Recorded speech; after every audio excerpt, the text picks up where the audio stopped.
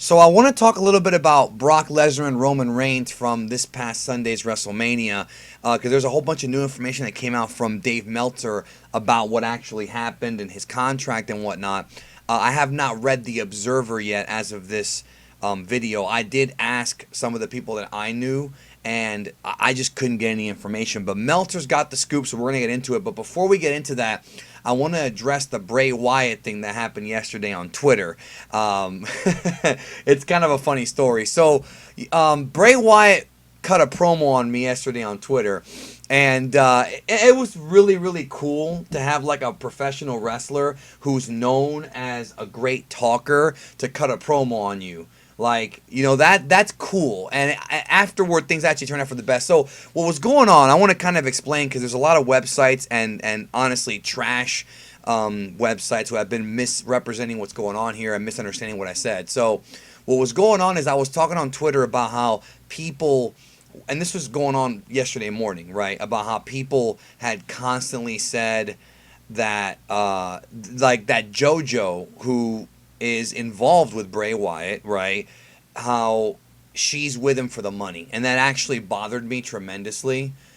Even though I probably shouldn't have put this picture out there and reworded it the way that I did. That was my mistake. I don't like when people make assumptions about like celebrities. And, she's not with him for money because she has her own money, was the point that I was trying to make. And I wrote right here that, she comes from a rich and wealthy family, which she does. Her father is Jose Offerman. And I talked about how, she's not with Bray Wyatt for the money, but because she likes him because of his personality, despite him being a fat neckbeard to many. Now, I wrote fat neckbeard in quotations. What quotations are, because I guess some people don't understand what quotations are, is I'm quoting somebody else. I've never referred to Bray Wyatt as a fat neckbeard, ever. But other people in the wrestling world have, and I found that disrespectful. And so I said, believe in yourself. Now, I was trying to tell people, like, it's not about money or looks.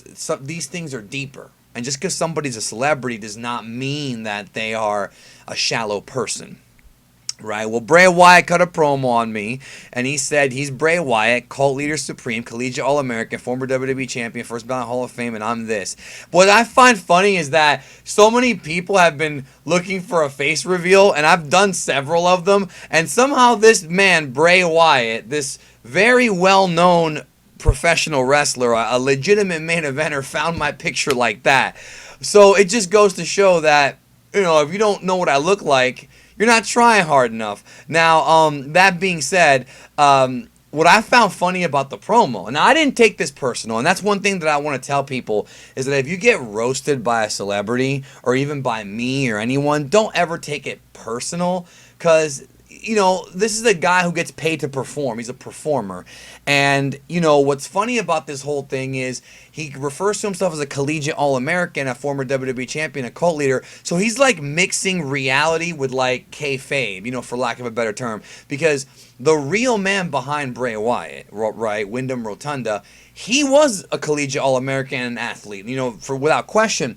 But I don't think the real Wyndham Rotunda is a cult leader. That's the character of Bray Wyatt. So I did find it really amusing that he mixed kind of, a hodgepodge of real and, WWE. And so this freaking tweet blew up. A whole bunch of freaking people wrote about it saying I got roasted. Which, again, I'm fine with it because it's freaking Bray Wyatt, dude. Like, you know what I mean? Like, he's a great promo. He's a great talker.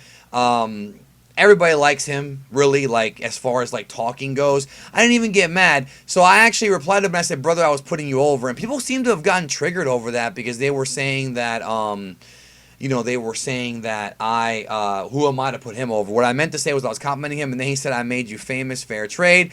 And then I said, I've been a supporter for many years. I live in Tampa. I was telling the assholes that pretty girls don't go for guys because of money and that you have a lot more to offer and that guys should respect that rather than talk shit to you. I'm gonna trying to make them feel better. Like, that was kind of my whole thing, is I wanted to tell people out there that, and I've talked about this in previous videos and speakdoms, it's not about how much money you have, dude. And like I said, JoJo has her own money, and the mistake that I did make is I shouldn't have used them as examples. I should have just made my point without using them as examples. So I do regret that, and I apologize for that. I even apologized to Bray privately. So, Bray and I talked privately afterward. He followed me.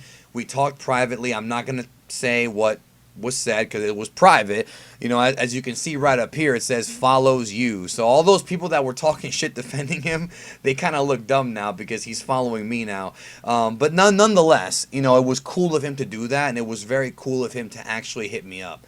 That's very, very rare. He did not have to do that.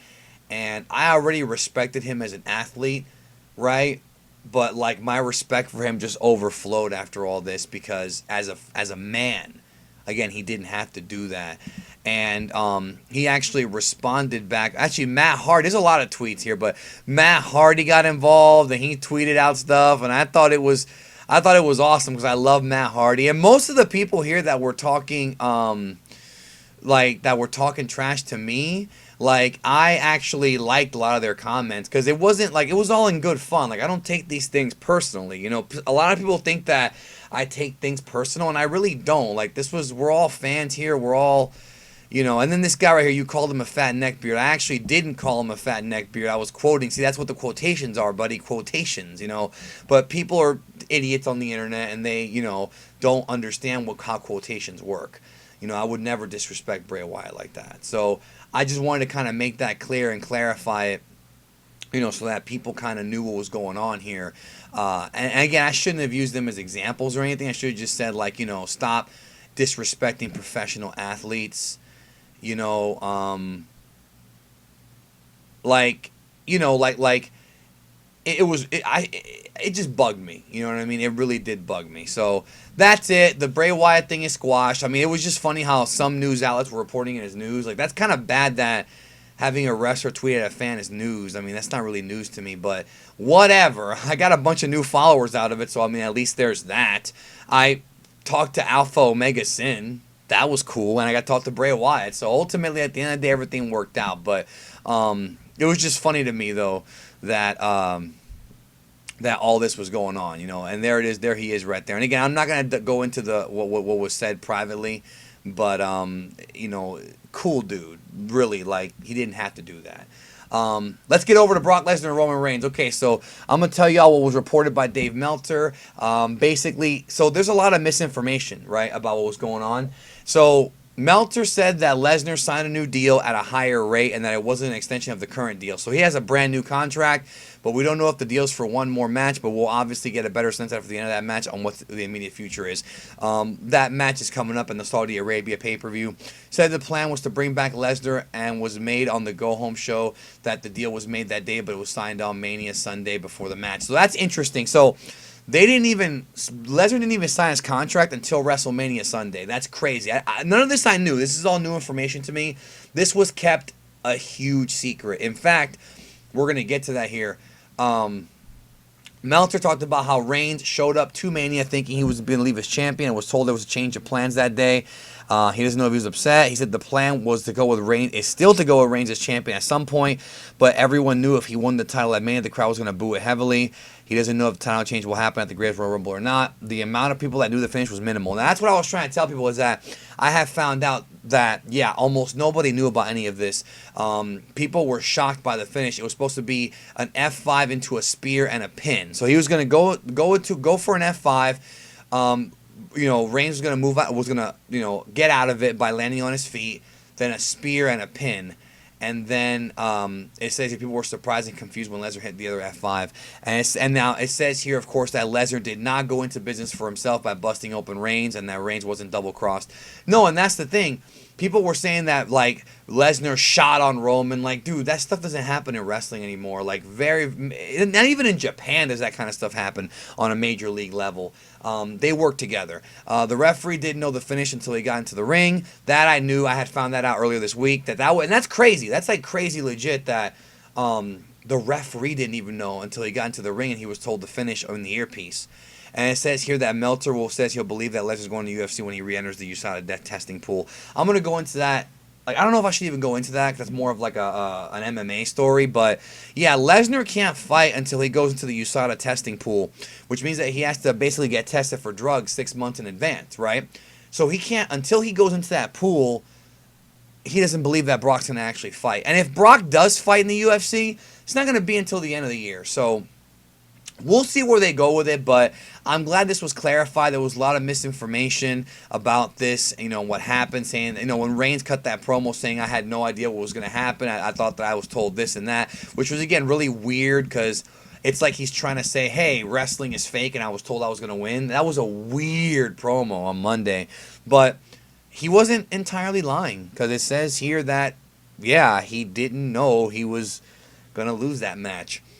But hey, Roman's a professional, and that's the way it went. So the lesson learned from all this, folks, is, let's see what happens in the future with Brock. I don't know what they're going to do with him. I don't know if Lashley's going to wrestle him at Backlash or at SummerSlam or how long he's sticking around. It said it was, we don't know how long the deal is. That's what we know. So, but it's a new deal. And also, again, if you ever get roasted by somebody on Twitter or anywhere, don't ever take it personally. Unless the guy's going personal, which Bray Wyatt did not do. It's all in good fun. Like I said, the guy's a great talker, so I shouldn't be surprised. You know what I'm saying? And I didn't want to go back and forth with him on Twitter. Like, sometimes you're tempted to like say something insulting back. I'm just not that kind of guy. You know what I'm saying? I'm just because he wasn't going at me personally. You know what I mean? It was just a little fun, little back and forth, and like I said, we talked afterwards, so it's all good.